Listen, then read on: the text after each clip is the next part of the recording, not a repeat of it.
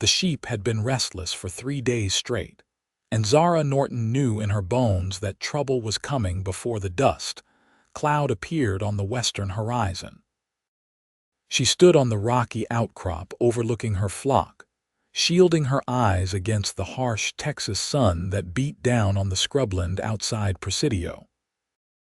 At 22 years old, she had been tending these animals alone for nearly 4 years now, ever since her father died from consumption, and her mother followed him 6 months later from a broken heart.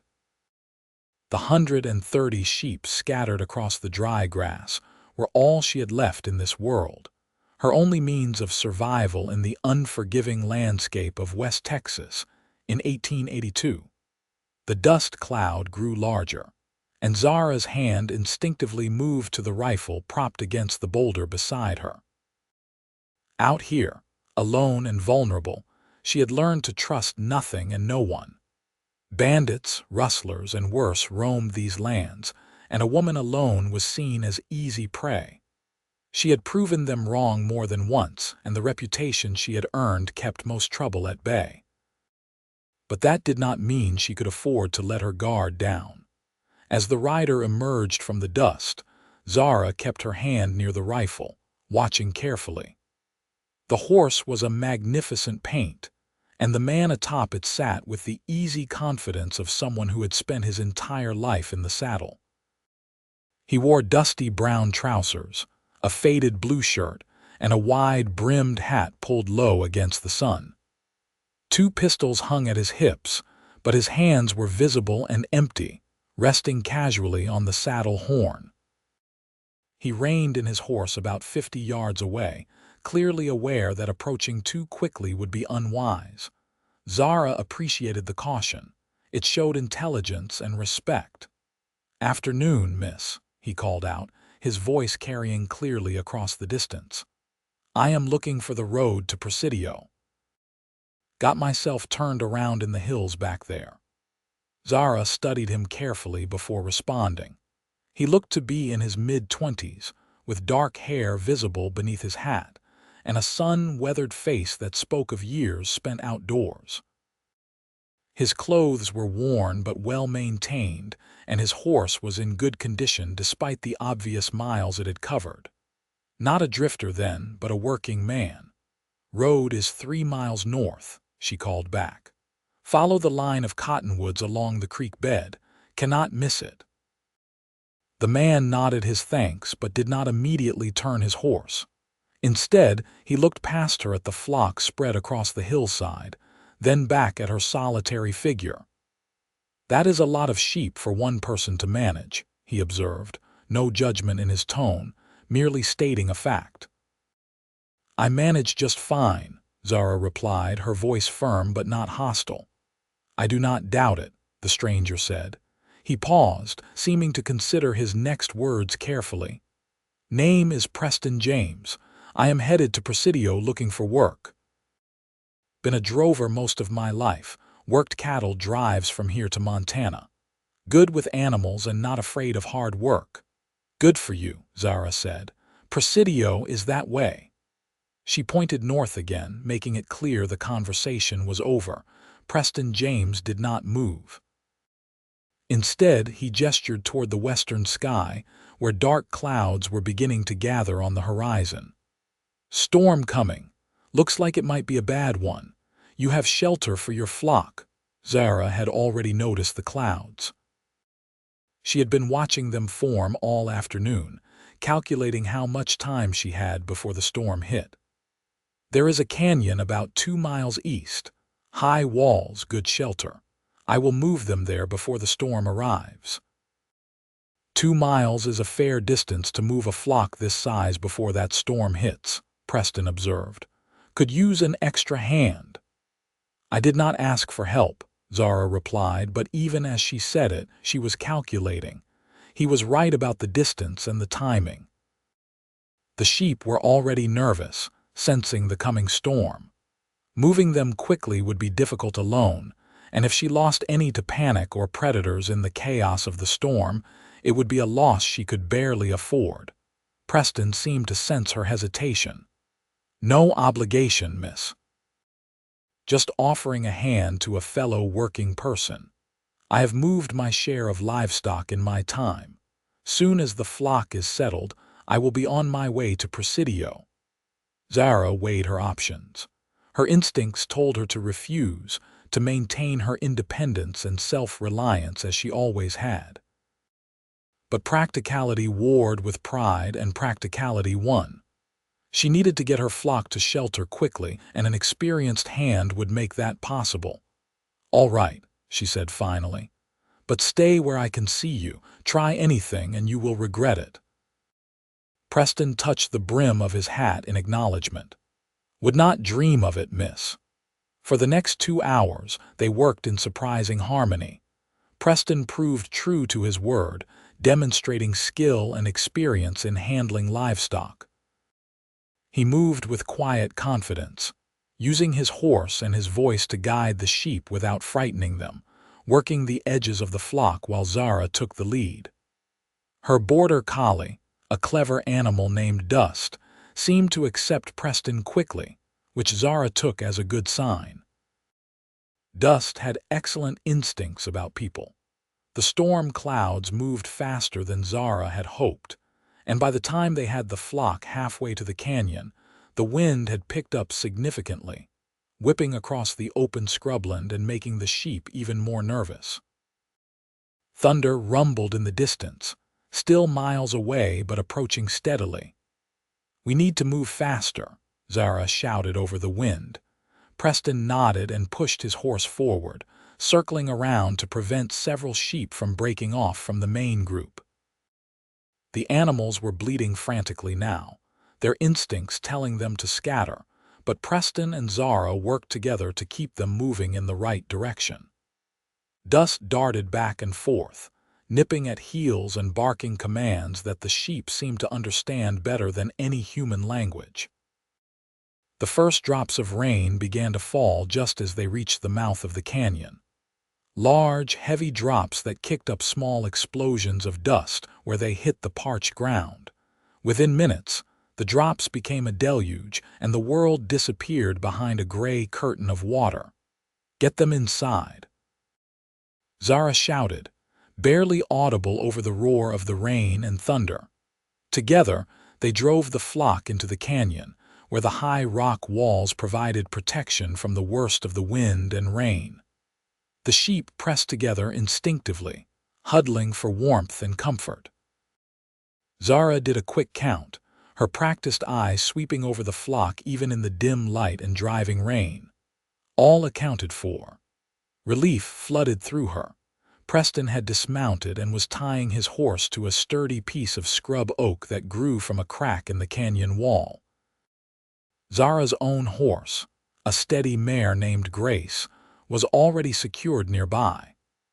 The animals stood with their backs to the wind, heads lowered, enduring the storm with the patience of creatures who had weathered many such events. "There is an overhang about 50 yards up the canyon," Zara said, water streaming down her face. Her long dark hair had come loose from its braid and hung in wet ropes around her shoulders. "We can wait out the worst of it there." Preston grabbed his saddlebags and followed her deeper into the canyon, Dust trotting along beside them. The overhang she had mentioned was actually a shallow cave, barely deep enough to be called such, but it was dry and protected from the wind. Zara had used it many times before during unexpected storms, and she had even left some supplies there, stored in a wooden crate tucked into the back. They settled onto the sandy floor of the cave, both of them dripping wet and breathing hard from their exertions. For several minutes, neither spoke, simply catching their breath and listening to the fury of the storm outside. Lightning flashed, illuminating the canyon in stark white light, followed immediately by deafening thunder that seemed to shake the very rocks around them. "That was close," Preston said, the first words either of them had spoken since entering the cave. "Storm is right on top of us now," Zara agreed. She pulled the wooden crate forward and opened it, revealing a somewhat battered coffee pot, tin cups, some dried jerky, hardtack, and a tin of coffee. No fire in this weather, but there is food if you are hungry. Much obliged, Preston said, accepting the piece of jerky she offered. They ate in companionable silence, the urgency of the past few hours giving way to a strange calm. Outside, the storm raged, but inside the cave they were safe and dry, or at least drying out. Zara found herself studying her unexpected companion in the dim light. He had removed his hat, and she could see his face more clearly now. Strong features, weather worn but not harsh. Crow's feet at the corners of his eyes that suggested he smiled often. A scar along his jawline that looked old and well-healed. His eyes, when they met hers, were a surprising shade of gray-green, like sage after a rain. "Thank you," she said abruptly, "for your help with the flock." "I would have managed, but it would have been harder alone." Preston shrugged. "Glad to help. You have got a good setup out here. How long have you been running sheep?" "All my life in one way or another," Zara replied. "This particular flock about 4 years on my own. My parents ran sheep before me. My father learned the trade from his father, who brought the knowledge from Spain." "You are doing it alone?" Preston asked, and Zara bristled slightly at the surprise in his voice. "Women can run sheep as well as men," she said defensively. "I did not mean any offense," Preston said quickly, raising his hands in a placating gesture. "I just meant that it is a hard life for anyone alone. Man or woman does not matter. The isolation, the constant work, the dangers. I have known plenty of strong men who could not hack it." Zara relaxed slightly, recognizing the truth in his words. "It is hard," she admitted, "but it is my life, my family's legacy. These sheep are all I have. No other family, friends in town, no family left. And Presidio is not exactly welcoming to a woman trying to run her own operation. Most folks think I should sell the flock and find a husband to take care of me." She said the last part with clear disdain. Preston studied her face in the dim light. "But you would rather die than give up your independence." "Exactly," Zara said, surprised at how well he understood. "What about you? You said you were looking for work in Presidio. What kind of work?" "Whatever pays," Preston replied honestly. "I have worked cattle most of my life, like I said, signed on for drives, worked ranches, broke horses. Even tried my hand at mining for a year up in Colorado, but that was not for me. I prefer open sky to being underground." "Why Presidio? Not much here but scrubland and hard work." Preston was quiet for a moment, his eyes distant. "I have got a cousin who wrote me about 6 months back. Said he had established a ranch north of here, doing well for himself. Figured I would look him up, see if he needed hands. If not, I will keep moving. That is the life I have known. Keep moving, keep working, never stay in one place too long." "Sounds lonely," Zara observed. "It is," Preston admitted, and something in his voice made Zara look at him more closely. There was a weariness there, a bone-deep tiredness that had nothing to do with the physical exertion of the past few hours. "Lately, I have been thinking it might be time to find a place to settle. Put down roots, but old habits are hard to break." They fell into silence again, but it was a comfortable silence now, the initial wariness between them fading into something more relaxed. The storm continued to rage outside, showing no signs of letting up anytime soon. Lightning and thunder came in constant waves, and the rain fell so heavily that visibility was reduced to mere feet beyond the cave entrance. "Looks like we are here for a while," Preston observed. "Storm this fierce usually burns itself out in a few hours," Zara said. "We will wait it out. The flock is safe, and that is what matters." As if in response to her words, a tremendous crack of thunder split the air, so loud and close that both of them instinctively ducked. A flash of lightning illuminated the canyon in blinding white light, and in that instant, Zara saw a sight that made her blood run cold. 3 men on horseback had entered the canyon mouth, clearly seeking the same shelter from the storm that she and Preston had found. But these were not men seeking honest refuge. Even in that brief flash of light, Zara recognized the leader, Jake Morrison, a known rustler who had been causing trouble in the area for the past year. Preston had seen them too. His hand moved to his pistol and his body tensed like a coiled spring. "Friends of yours?" he asked quietly. "The opposite," Zara replied, her voice equally low. She reached for her rifle, checking to make sure it was loaded. "That is Jake Morrison and his boys. They have tried to steal from my flock twice before. I ran them off both times, but they do not like being beaten by a woman." "How many times have they come back?" "This would make 3. Preston's jaw tightened. 3 times means they are not going to give up easy, and 3 against 2 are not great odds. "I have handled worse," Zara said, but even she knew this situation was different. Before, Morrison and his men had come at night, trying to scatter the flock and steal a few sheep in the confusion. She had surprised them with her rifle and her determination, driving them off through a combination of good shooting and sheer stubbornness. But now, they were trapped in the canyon by the storm, and Morrison would see it as an opportunity to settle the score. The 3 riders had taken shelter under the same overhang that protected the flock, about 100 yards from the cave where Zara and Preston waited. They had not spotted them yet, their attention focused on getting out of the rain and securing their horses. "Maybe they will wait out the storm and move on," Preston suggested, though his tone suggested he did not believe it. "Maybe," Zara replied, equally unconvinced. They waited, watching the 3 men through the rain. For a few minutes, it seemed like Preston's optimistic scenario might play out. Morrison and his companions simply stood under the overhang, smoking cigarettes and talking in low voices that were inaudible over the storm.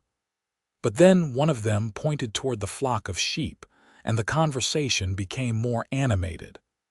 "They have spotted the flock," Zara said unnecessarily. "If they are smart, they will realize that someone is nearby watching over them," Preston replied. But smartness, it seemed, was not Morrison's strong suit. Or perhaps greed and arrogance outweighed caution. After a brief discussion, 2 of the men began moving toward the flock, clearly intending to make their move despite the storm. Zara raised her rifle, sighting down the barrel. The range was far, especially in the rain and dim light, but she was a good shot. She aimed high and squeezed the trigger. The crack of the rifle was almost lost in the thunder, but the bullet ricocheted off a rock near the 2 advancing men, sending up a spray of stone chips. Both men jumped back, looking around wildly for the source of the shot. "That is far enough," Zara shouted, her voice carrying across the canyon. "The flock is protected. Turn around and ride out, and there will be no more trouble." The 3 men had located the source of the voice now, their eyes fixed on the shallow cave where Zara and Preston stood. Morrison, distinguishable even at this distance by his bright red bandana, stepped forward. "That you, Norton," he called back. "Should have known. You are like a burr I cannot shake off. My flock, my land, Morrison, you have got no business here." "Your land," Morrison laughed, though there was no humor in it. "You do not own this canyon, girl. This is open range. And those sheep are just wandering around unprotected. Seems to me they are fair game." "They are protected well enough," Zara replied. "You have tried this twice before, and it did not work out for you either time. What makes you think today will be different?" "Because today, you are trapped in here with us," Morrison called back. "Storm has the canyon mouth flooded by now. No way out until the water goes down. That gives us all the time we need."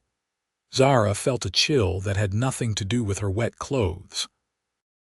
She glanced toward the canyon entrance and saw that Morrison was right. In the short time they had been in the cave, the flash flood caused by the torrential rain had turned the normally dry creek bed at the canyon entrance into a raging torrent. They were effectively trapped until the water receded. Preston had moved to stand beside her, his own pistol drawn now. 3 against 2, he murmured. But we have the high ground and better cover. If they want to try something, they will have to come to us. Morrison seemed to be calculating the same odds. For a long moment, everyone stood frozen in their positions, a tense standoff with only the storm providing movement and sound. Then Morrison said something to his companions, and all 3 of them drew their weapons. "Last chance, Norton," Morrison called out. "Hand over half the flock and we will call it square. You can keep the rest and go about your business." "No deal," Zara shouted back. "Not a single sheep." "Then I guess we do this the hard way," Morrison replied and opened fire. The first shots went wide, ricocheting off the rocks around the cave entrance. Zara and Preston both dropped to one knee, using the natural rocks as cover. Zara returned fire, her shots more carefully aimed. She was not trying to kill anyone if she could avoid it, just discourage them from advancing. But Morrison and his men were emboldened now, convinced that they could overwhelm 2 defenders through sheer persistence. For several minutes, the canyon echoed with gunfire, the shots mixing with thunder in a chaotic symphony of violence. Zara fired methodically, making each shot count. Beside her, Preston did the same, his movements calm and practiced. Between them, they managed to keep Morrison and his men pinned down, unable to advance without exposing themselves to well-aimed fire. But Zara knew they could not maintain this forever. Both she and Preston had limited ammunition, and once they ran out, Morrison would be free to do whatever he wanted. She needed to end this quickly. "I am going to circle around," Preston said quietly, as if reading her thoughts. "Get behind them. When I give the signal, you lay down covering fire, draw their attention. I will come up on their flank and we can end this without anyone getting killed." "Too dangerous," Zara protested. "You will be exposed when you leave the cave." "Not if I go out the back," Preston replied, gesturing to the rear of the shallow cave.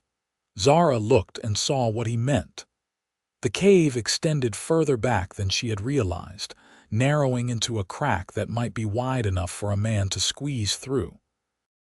She had never bothered exploring it before, but now it offered a possible advantage. "You do not have to do this," Zara said. "This is not your fight." Preston met her eyes, and in that moment something passed between them, an understanding that went beyond words. "I am making it my fight," he said simply.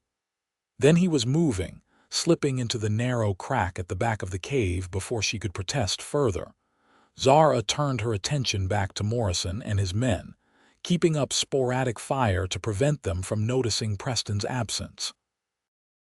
The storm was beginning to ease slightly, the rain lessening from a deluge to merely a heavy downpour. Visibility improved marginally, which was both good and bad. It would help her aim, but it would also make Preston more visible once he emerged from wherever the crack in the rocks led. Minutes passed with agonizing slowness.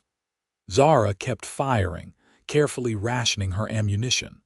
Morrison and his men had grown more cautious after several close calls, content to maintain their own covering fire without trying to advance. They seemed to be waiting for Zara to run out of ammunition, confident that time was on their side. Then she heard it. A low whistle, barely audible over the rain and thunder, but unmistakably Preston's signal. Zara immediately opened up with rapid fire, putting as many bullets downrange as she could in quick succession. Morrison and his men instinctively ducked behind their cover, their attention completely focused on the cave. Preston emerged from behind a rock formation on their left flank, moving with remarkable silence despite the rough terrain. He had both pistols drawn, and his voice rang out clear and commanding. "Drop your weapons. Now." Morrison and his men spun around, caught completely off guard. For a frozen moment, everyone held their positions, weapons drawn but no one firing. Then one of Morrison's companions, younger and more foolish than the others, tried to bring his gun to bear on Preston. Preston fired once, a carefully aimed shot that struck the man's gun hand. The weapon went flying and the man cried out, clutching his wounded hand. It was not a fatal wound, but it effectively took him out of the fight.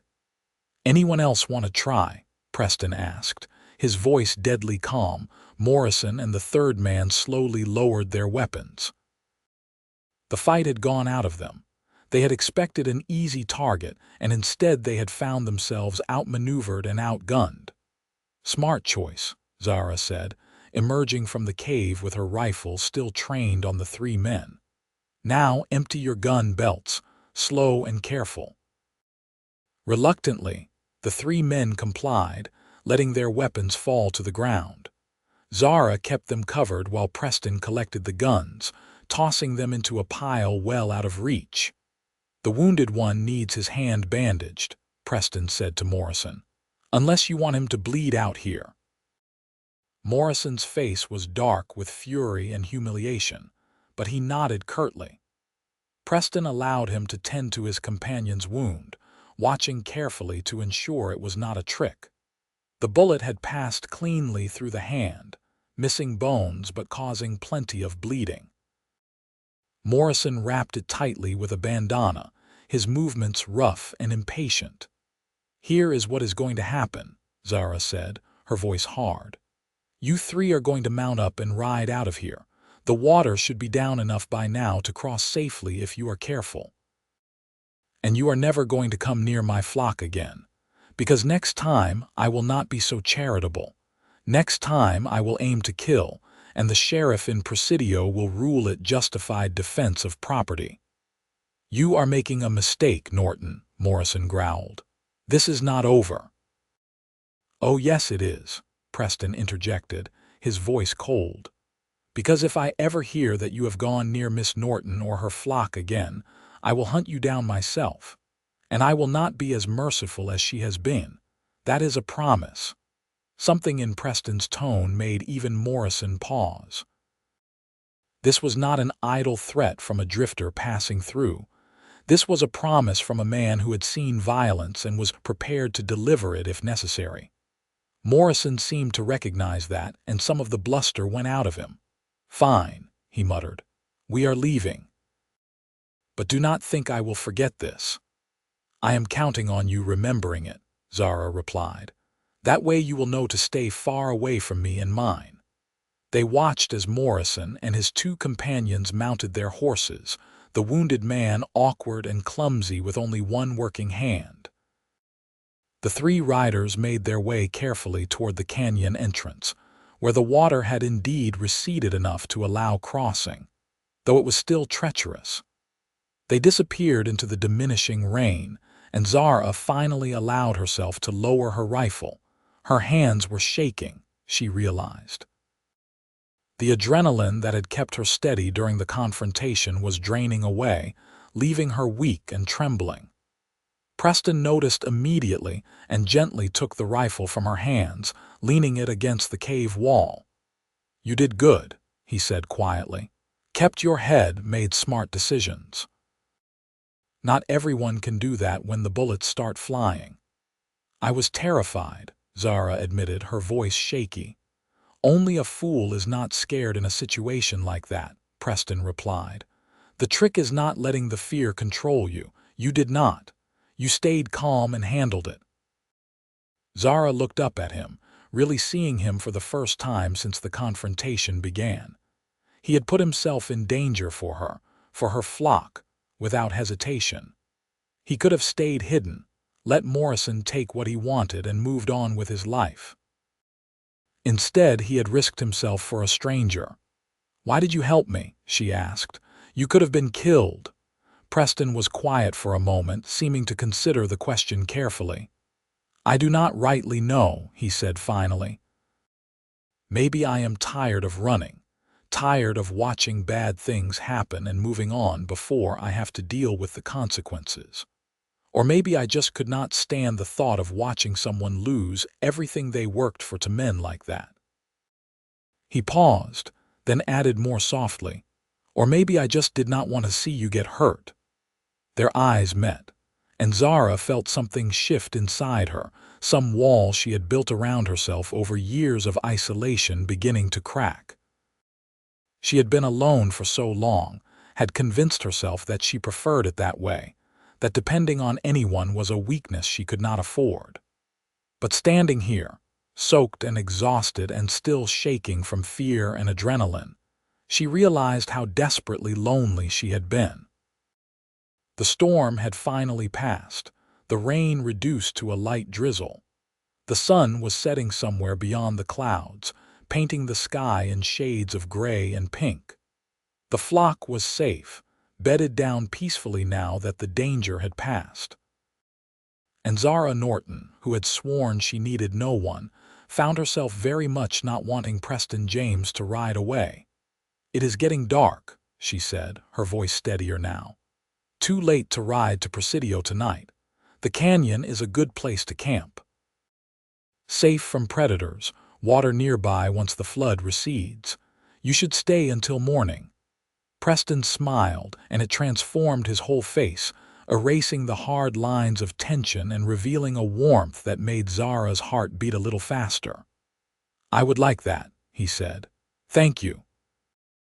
They gathered wood that had remained dry under the overhang and built a small fire at the mouth of the cave. The warmth was welcome after the cold rain, and they hung their wet outer clothes to dry, sitting close to the flames and sharing the simple supplies from Zara's cache. The coffee was hot and bitter, the jerky tough and salty, and the hardtack nearly hard enough to break teeth, but to Zara it felt like a feast. As the night deepened, they talked. Really talked in a way Zara had not done with another person in years. Preston told her about his childhood on a small ranch in New Mexico territory, about losing his parents to a cholera outbreak when he was 16, about the years since then spent drifting from job to job, never quite finding a place that felt like home. There was pain in his stories, but also resilience and a quiet strength that Zara recognized and respected. In turn, Zara shared her own story. The joy of growing up surrounded by family and animals, learning the ancient art of shepherding from parents who loved their work and their land. The devastating loss when consumption took her father, a man who had seemed invincible to his young daughter. The slow, painful decline of her mother, who simply did not want to live in a world without her husband. The 4 years since, struggling to maintain the flock and her independence in the face of constant challenges. "You ever think about giving it up?" Preston asked. "Starting over somewhere else, doing something different?" "Every day," Zara admitted. "Especially on the hard days, when the work never ends and I am so tired I can barely stand. But then I look at my flock, at this land, and I remember why I am doing it. This is my family's legacy.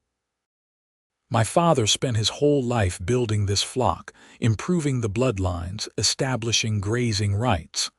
My grandfather before him did the same. If I give up, all of that is lost, and I will not let that happen." "That is admirable," Preston said. "Takes a special kind of strength to hold on when it would be easier to let go." "What about you?" Zara asked. "You said you were thinking about settling down. What is stopping you?" Preston stared into the fire for a long moment before answering. "Fear, maybe. I have been moving for so long, I am not sure I remember how to stay in one place, and I guess I have never found a place that made me want to try." He looked up at her, and there was something vulnerable in his expression. "Until maybe now." Zara's breath caught in her throat. She knew what he was saying, could feel the weight of it hanging in the air between them. It was too fast, too sudden. They had known each other for less than a day. It was foolish to feel this connection, this pull toward another person based on so little time together, but she did feel it. Undeniably, powerfully, like recognizing something she had been missing without even knowing it was gone. "Preston," she began, not sure what she wanted to say. He held up a hand, stopping her. "I know what you are thinking. It is too fast, too crazy. We are strangers. But I have met a lot of people in my wandering, Zara, and I have never felt this. Like I was supposed to be exactly where I am, with exactly who I am with. Like I was supposed to turn down that particular wrong path so I would find you." "That is insane," Zara whispered, but there was no conviction in her words. "Probably," Preston agreed with a small smile, "but it is also true, at least for me."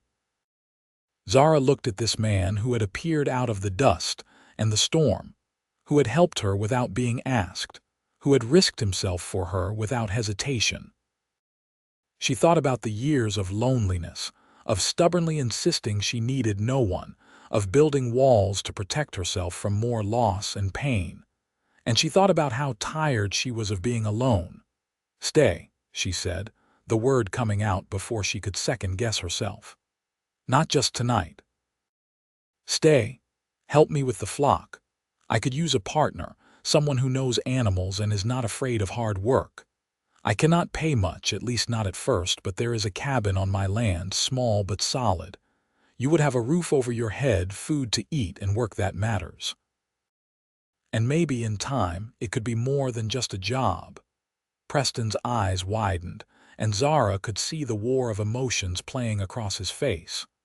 Hope, fear, disbelief, and something that looked very much like joy. "You do not know me," he said, but it sounded like he was trying to convince himself more than her. "I could be anyone, a thief, a killer, a man running from the law." "Are you any of those things?" Zara asked. "No," Preston replied firmly. "I have done things I am not proud of, made mistakes, but I have never stolen, never killed except in defense of myself or others, and I have no law trouble chasing me." "Then I know enough," Zara said. "I trust my instincts, Preston, and my instincts say you are a good man, a man I can depend on. And if I am wrong, well, I have got my rifle and I am a good shot, but I do not think I am wrong." Preston laughed, a sound of pure, genuine amusement that echoed through the canyon. "You are something else, Zara Norton, truly something else."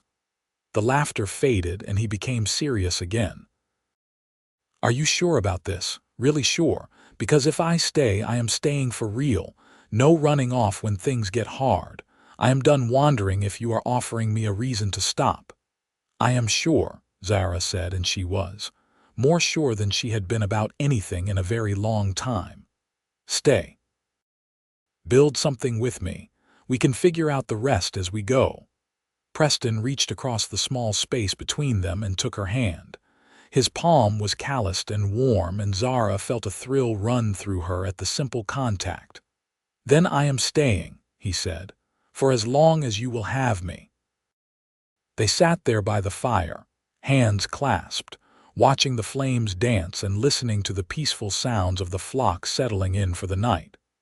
The storm had passed, leaving the air clean and cool and filled with the smell of wet earth and sage.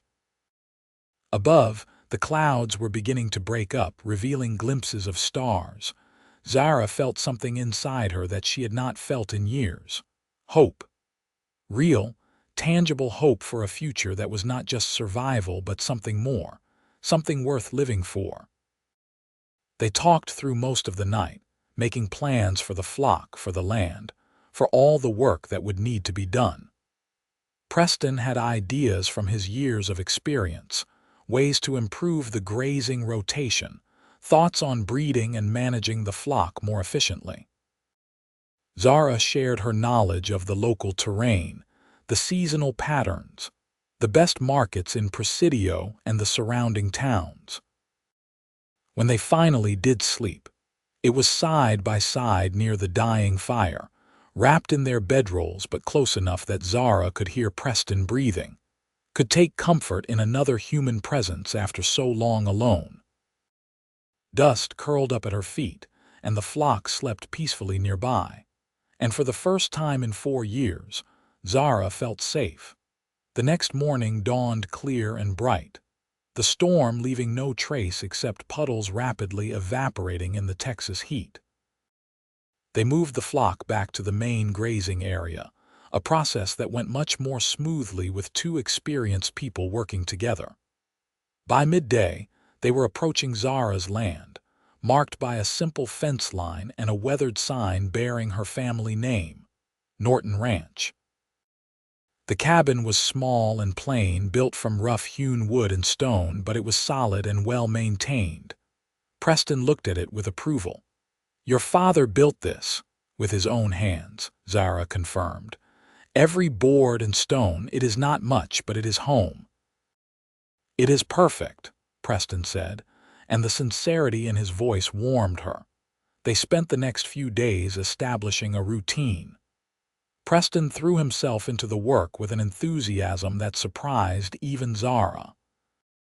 He repaired sections of fence that had been slowly deteriorating, reinforced the sheep pen, and even began work on expanding the small barn to provide better shelter for the flock during winter. Zara found herself relaxing into the partnership, discovering that sharing the burden of work actually made everything easier rather than diminishing her independence as she had feared. More than that, she found herself enjoying Preston's company in a way that went beyond simple practicality. He had a quiet sense of humor that caught her off guard at unexpected moments, making her laugh when she had forgotten she knew how. He was thoughtful and observant, noticing when she was tired or worried and finding small ways to lighten her load. And when they talked in the evenings after the work was done, she found in him a kindred spirit, someone who understood the value of hard work and simple pleasures. 2 weeks after Preston's arrival, they made their first trip into Presidio together to sell wool and purchase supplies. Zara had been dreading it slightly, knowing that bringing Preston would invite questions and gossip from the townspeople who had spent years speculating about the strange woman living alone on the scrubland. Their arrival in town did indeed cause a stir. Zara could feel eyes following them as they drove the wagon down the main street, could hear the whispers that followed in their wake. But Preston seemed oblivious to it all, his attention focused on helping Zara with her business. They stopped first at the wool merchant's, where Zara negotiated a fair price for her product with the skill born of years of experience. The merchant, a portly man named Harrison, could not quite hide his surprise at seeing her with a companion. "Miss Norton," he said, his eyes darting between her and Preston. "I see you have hired some help." "This is Preston James," Zara replied, her tone polite but offering no additional information. "He is my new partner in the ranch, partner." She had not discussed the terminology with Preston, but it felt right, and the slight smile he gave her suggested he agreed.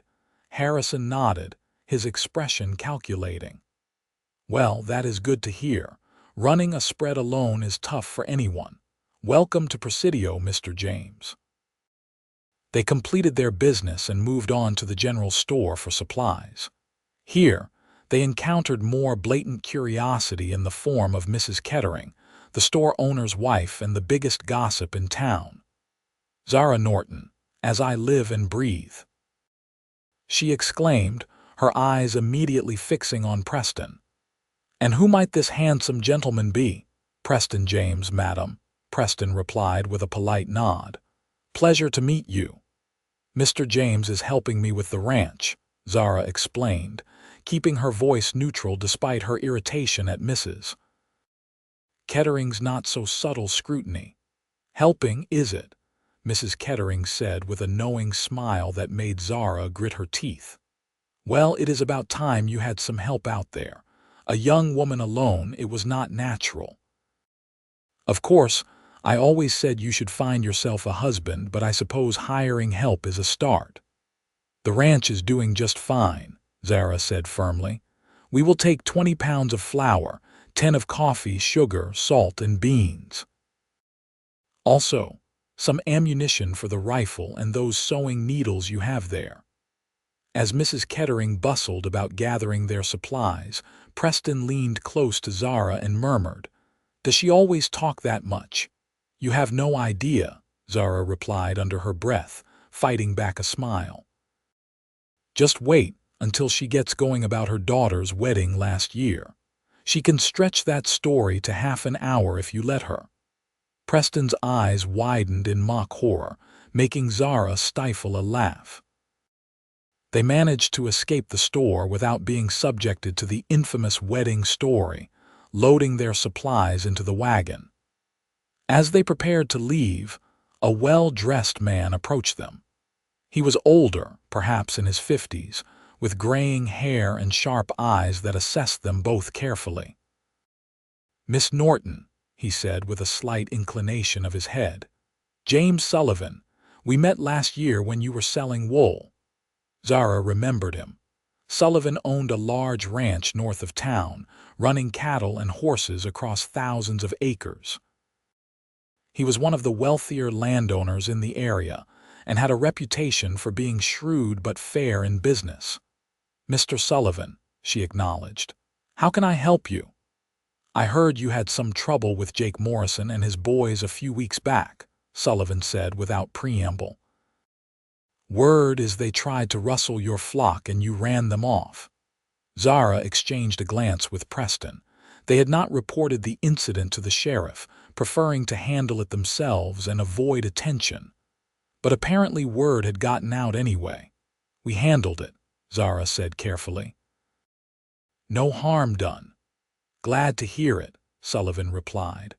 "Morrison has been a thorn in the side of honest ranchers for too long. The sheriff does not have the resources or the backbone to deal with him properly. Good to know there are folks willing to stand up to him." He paused, then added, "I also heard you have taken on a partner. That true?"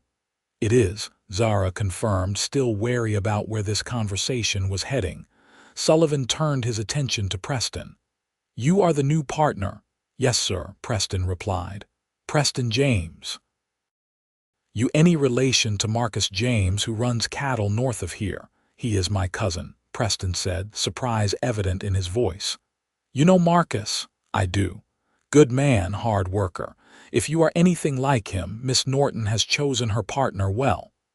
Sullivan nodded to them both. "I will let you be on your way. Just wanted to introduce myself properly. Neighbors should know each other, even if we run different stock. If you ever need anything, my ranch is about 15 miles northwest. Red Gate with an S brand." "Thank you, Mr. Sullivan," Zara said, genuinely touched by the unexpected offer of assistance. "We appreciate that." As they drove out of Presidio, Zara felt lighter than she had in years. The trip to town had been far less unpleasant than she had anticipated, and Sullivan's words had given her hope that perhaps not everyone in the area saw her as a strange outsider. "You did not mention your cousin owned a ranch near here," she commented to Preston as they headed back toward her land. "Honestly, I had not made the connection," Preston admitted. "Marcus wrote that he was in Texas, but I did not realize how close his spread was to yours. I should probably ride up and see him soon, let him know I am in the area." "We could go together," Zara suggested. "I would like to meet your family." Preston looked at her, and the warmth in his expression made her heart flutter. "I would like that too." They made the trip to Marcus James's ranch the following week.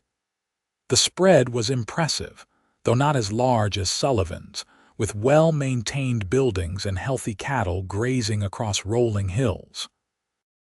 Marcus himself proved to be an older version of Preston, with the same gray-green eyes and easy smile, though his face was more weathered and his hair shot through with gray.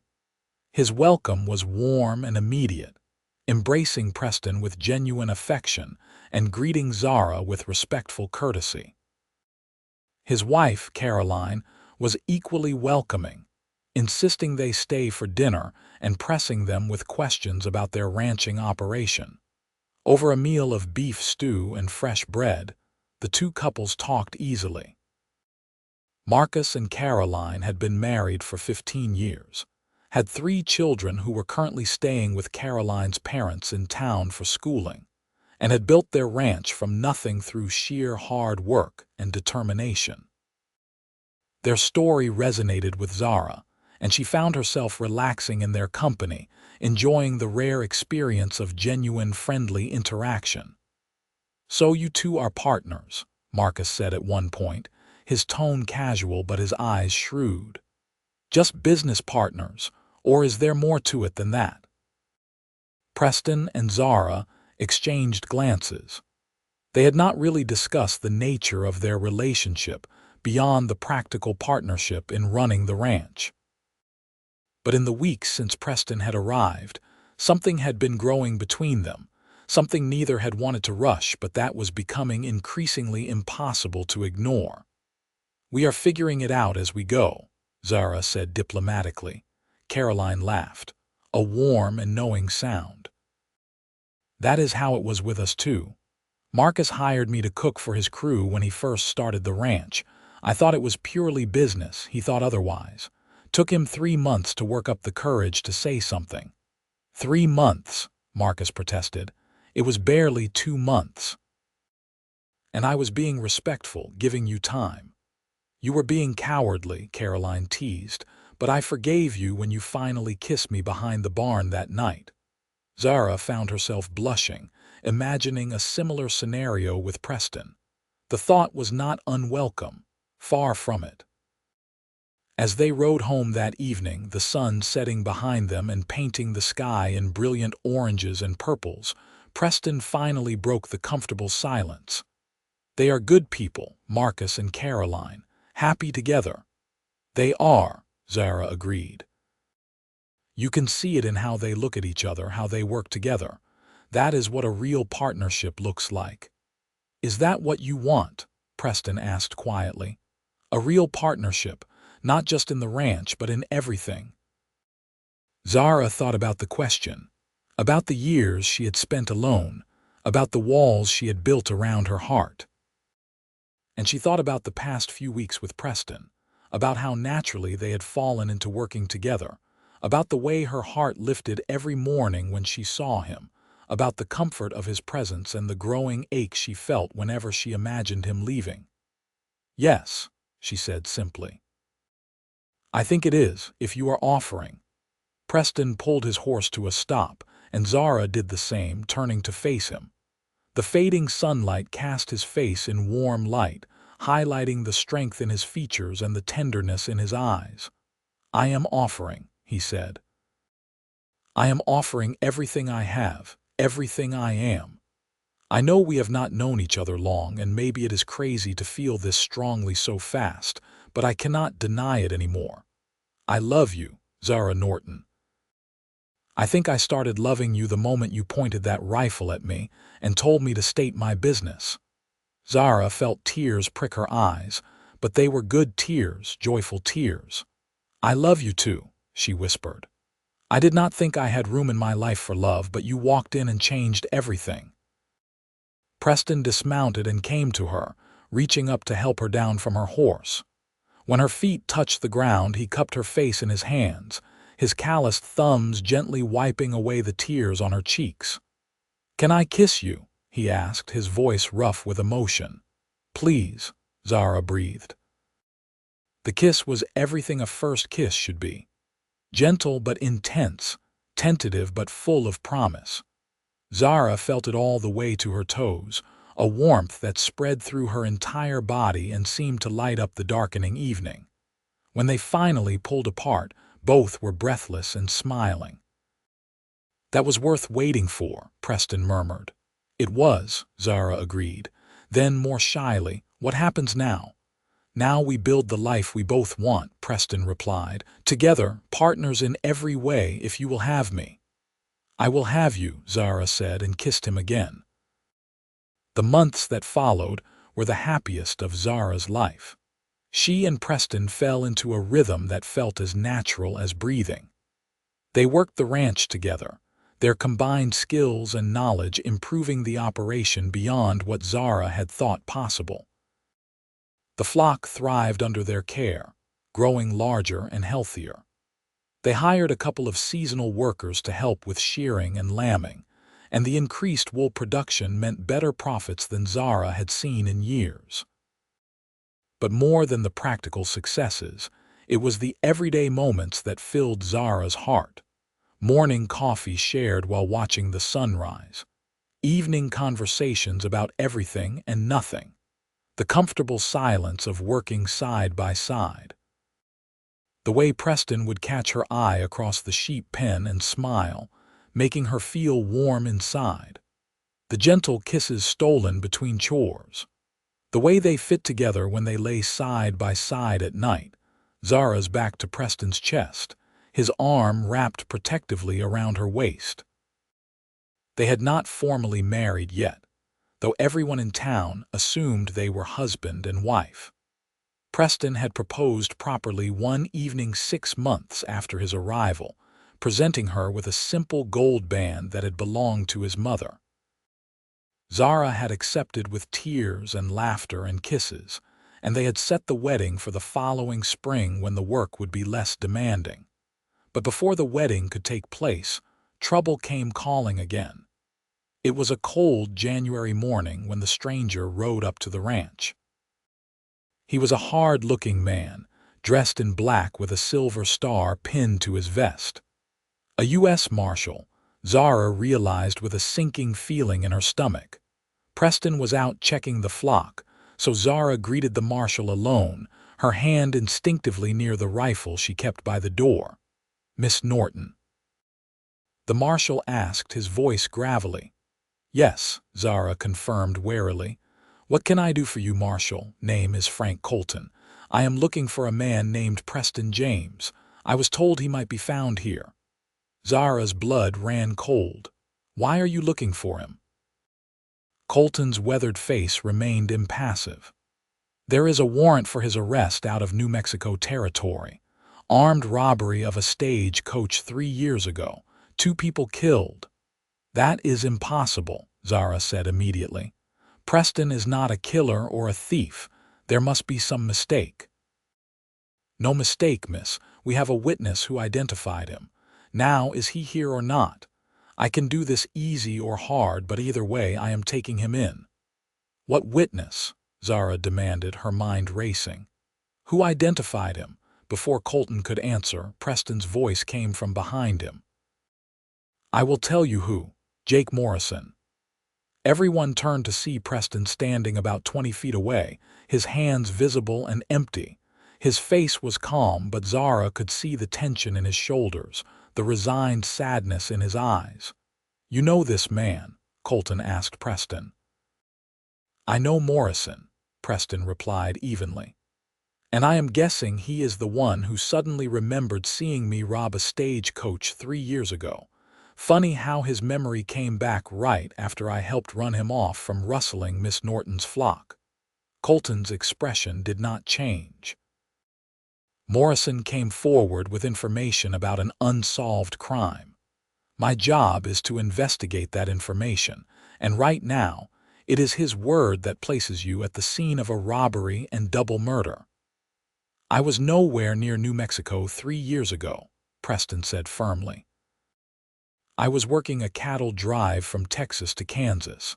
I have got dozens of witnesses who can testify to that."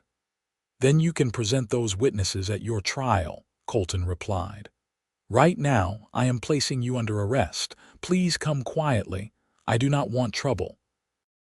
"Wait," Zara interjected, stepping forward. "You cannot just take him based on the word of a known criminal. Morrison is a rustler and a troublemaker. He has cause to lie about Preston out of revenge." "That may be," Colton acknowledged, "but it does not change my duty. The warrant is legal and proper. I have to bring him in." He looked at Preston. "Are you coming peacefully?" Preston's eyes met Zara's, and she saw the apology and pain there. "I am sorry," he said softly. "I never thought my past would catch up like this. Morrison must have found out about that robbery somehow, decided to use it against me." "You did not do it," Zara said fiercely. "We will prove that. We will get your witnesses, prove where you really were. This is just Morrison being vindictive." "I know," Preston said. "But right now I need to go with the marshal. Fighting will only make things worse." "Smart man," Colton said approvingly. "Miss, do you have somewhere he can gather his things?" In a daze, Zara led them to the cabin. Preston packed quickly and efficiently, gathering the few possessions he had brought with him and saying goodbye to the life they had been building. When he was done, he turned to Zara, cupping her face in his hands just as he had the first time he kissed her. "I love you," he said urgently. "No matter what happens, I love you, and I am innocent. I swear on everything I hold dear I did not rob that stagecoach or kill anyone." "I know," Zara said through her tears. "I know you did not, and I am going to prove it. I am going to get you out of this." They kissed one more time, desperate and heartbroken, before Colton cleared his throat impatiently. Preston pulled away, his own eyes wet with unshed tears, and allowed Colton to bind his wrists and lead him to his horse. Zara watched them ride away, feeling like her heart was being torn from her chest. After so many years of being alone, after finally finding someone to share her life with, he was being taken from her based on a lie. The injustice of it burned in her chest, fueling a determination that hardened into steel. She would fix this. She would prove Preston's innocence, and she would make Jake Morrison pay for what he had done. The first step was to find witnesses who could verify Preston's whereabouts 3 years ago. She rode immediately to Marcus and Caroline's ranch, explaining the situation through tears and anger. Marcus listened grimly, his face darkening with fury when he heard about Morrison's accusation. "Preston was on that drive," Marcus confirmed immediately. "I know because I was planning to hire him for my own operation, but he was already committed to the Kansas drive. Started in late April of '89, did not get back until September. If this robbery happened in that time period, there is no way Preston was involved. Will you testify to that?" Zara asked. "Absolutely," Marcus said. "And I know some of the other men who were on that drive. I will reach out to them, get their statements. We will clear this up, Zara, I promise." Caroline put a comforting hand on Zara's shoulder. "Preston is strong. He will be all right until we can prove his innocence." But proving innocence took time, and time was something Preston did not have much of. The trial was scheduled for 6 weeks away in Santa Fe, New Mexico territory, where the robbery had occurred.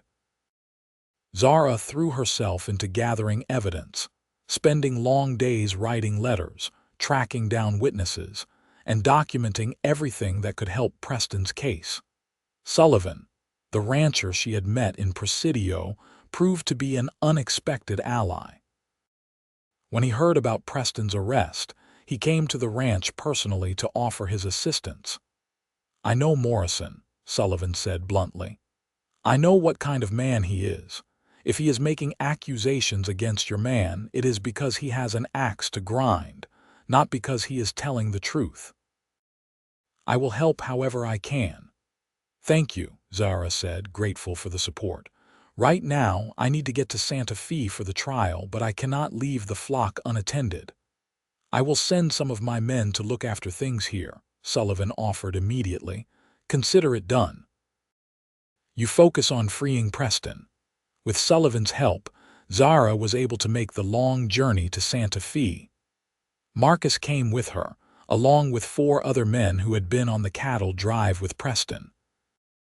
They carried sworn statements, dates, and details that proved conclusively that Preston had been hundreds of miles away when the robbery occurred. The trial itself was a tense affair. The prosecutor, a slick-talking man named Davidson, presented Morrison as a repentant criminal trying to make amends by helping solve an old crime. Morrison, cleaned up and playing the part of a remorseful witness, spun a convincing tale about seeing Preston at a saloon bragging about the robbery. But when Zara's lawyer, a sharp woman named Elizabeth Brennan, whom Caroline had recommended, began presenting the defense, Morrison's story began to fall apart. One by one, the witnesses testified to Preston's presence on the cattle drive. They had dates, specific events, even photographs taken during the drive that showed Preston clearly. The timeline was irrefutable. Morrison's face grew increasingly red and angry as his lies were exposed. When Brennan questioned him directly, pointing out the inconsistencies and impossibilities in his testimony, he finally cracked.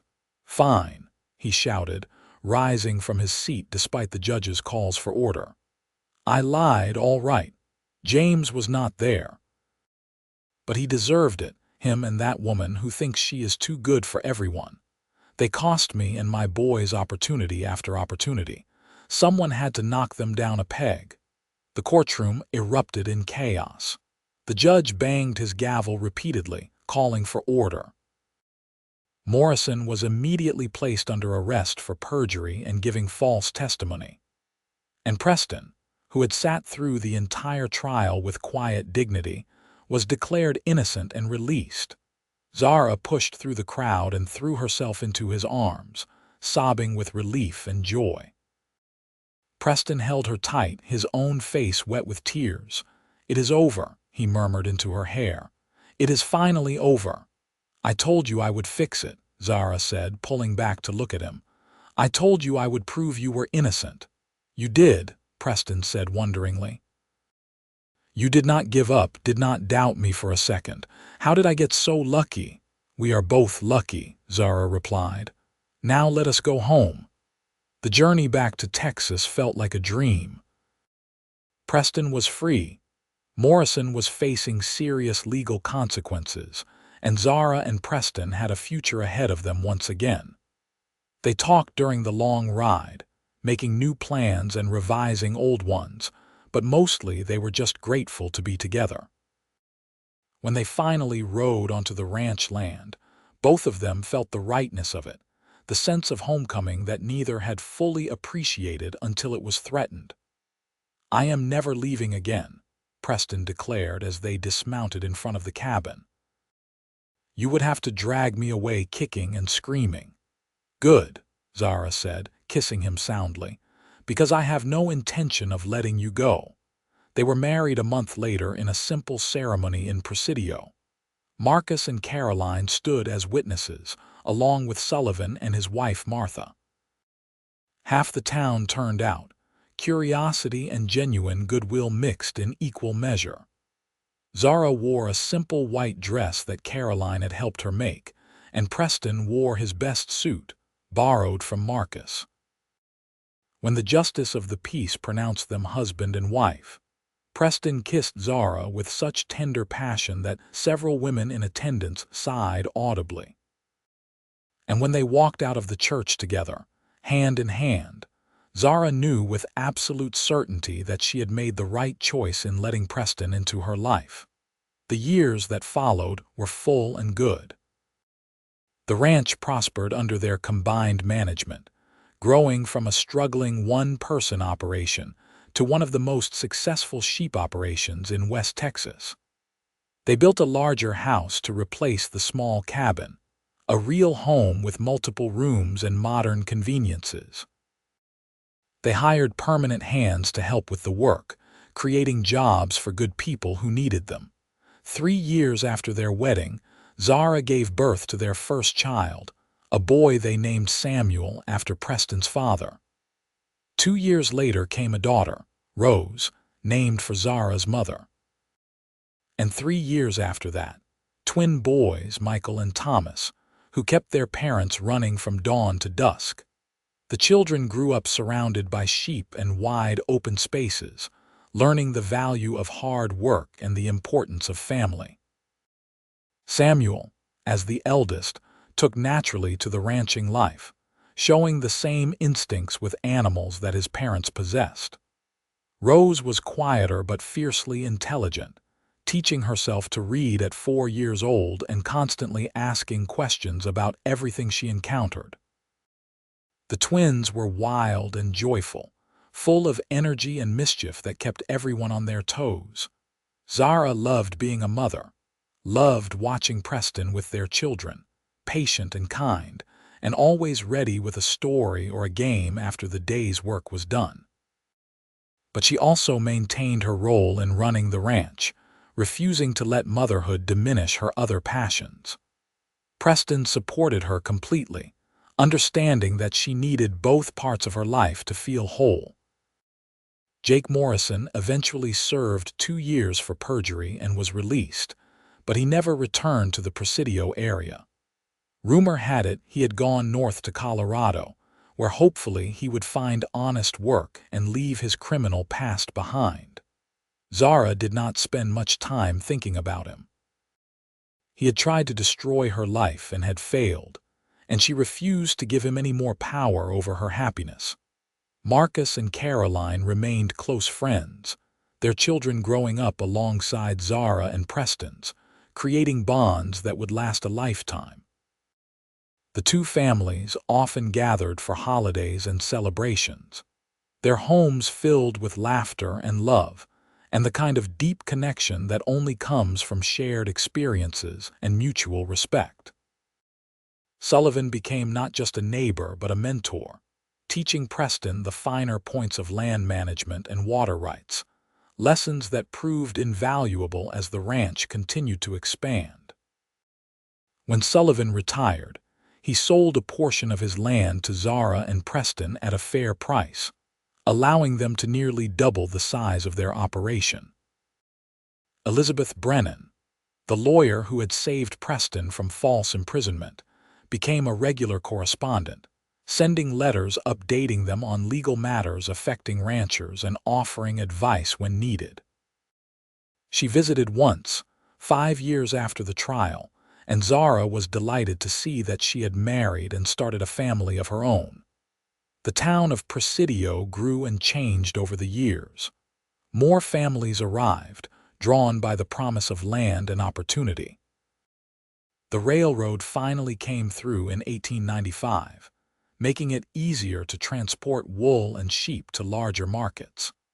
Zara and Preston were at the forefront of these changes, helping to organize the local ranchers into a cooperative that benefited everyone.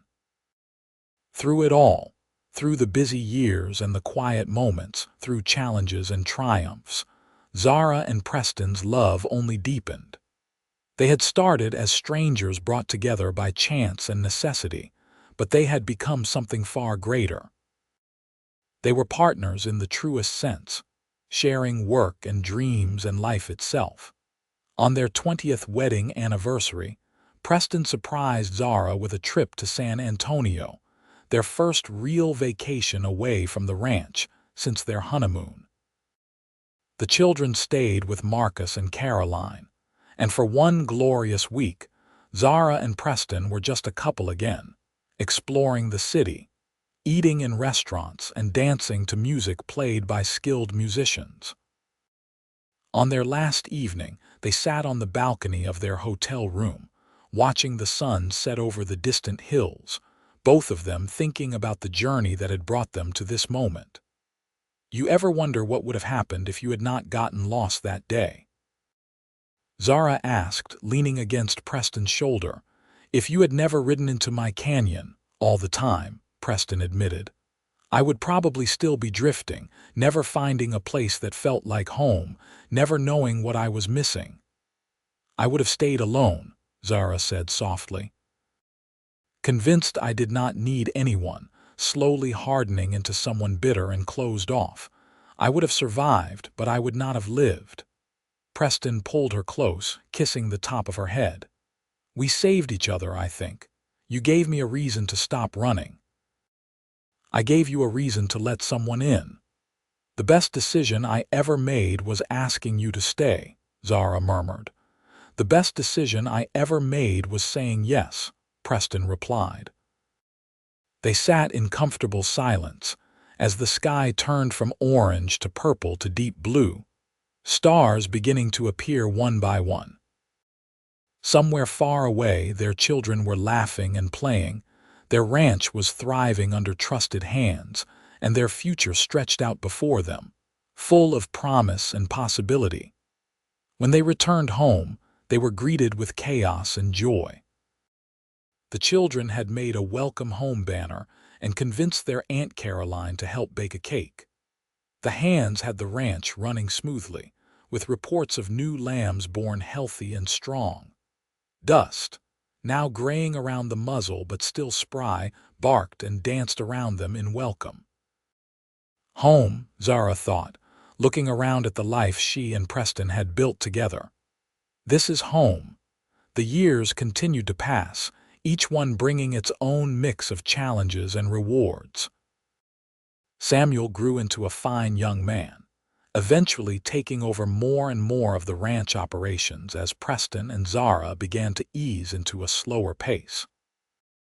He married a smart young woman named Clara from a neighboring ranch, and they presented Zara and Preston with grandchildren, continuing the family legacy. Rose surprised everyone by developing a passion for education.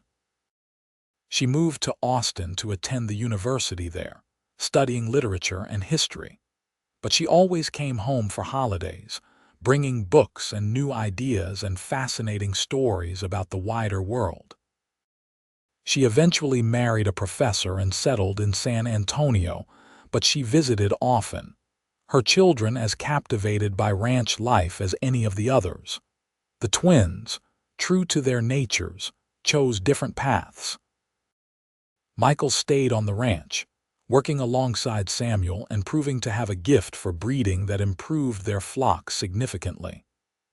Thomas became a veterinarian, traveling throughout West Texas to care for animals and earning a reputation for skill and compassion. Through all of it, through the marriages and births and inevitable losses that come with a long life, Zara and Preston remained constants for each other. They grew old together, their hair turning gray, their bodies slowing down, but their love never diminishing. On quiet evenings, they would sit on the porch of the house they had built together, watching the sheep graze on land that had been in Zara's family for generations, and would be in their children's families for generations to come. They would hold hands and remember the day they met, when a lost cowboy rode into a canyon and found everything he had been searching for. "I was guarding my flock alone," Zara would sometimes say, repeating the story their grandchildren never tired of hearing. "And I joined you and never wandered again," Preston would finish, squeezing her hand gently. It was a simple story, but it was their story.